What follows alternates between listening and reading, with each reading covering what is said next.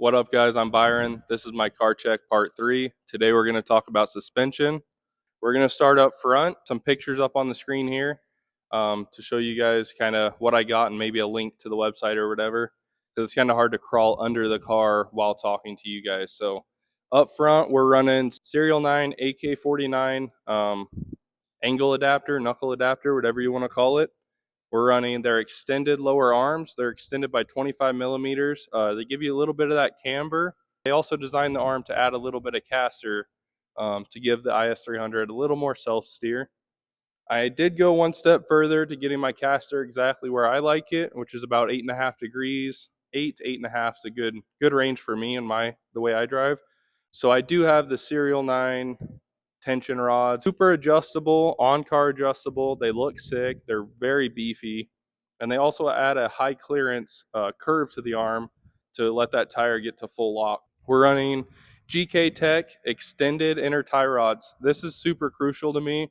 I've been through a few angle kits. It took me a minute to find these. They're freaking sick. It's a one-piece inner tie rod, but the thread goes all the way down the tie rod. So for any of you Lexus guys, I recommend them. They're about 13 inches long with threads all the way through, and you can run them as small as 5 inches long. So depending on your angle setup and what you need to do or change, I mean, there's a lot of room. I don't know of any other tie rod that's like that. So that tie rod is a cheat code I just came across, and I'd say they're worth it. We're running BC Racing DS Series front coilovers, and we custom spec those to a 22K spring rate. Totally worth it. The pickups on the Is300, where the shock sits on the lower arm, it's about halfway through the arm.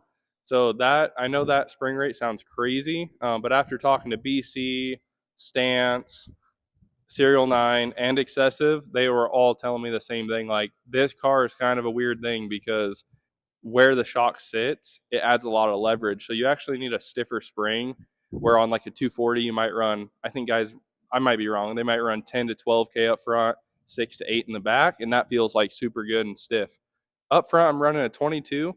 Out back, we are running a 16K, and that's a BR series in the back because we didn't want that digressive valving in the rear of the car.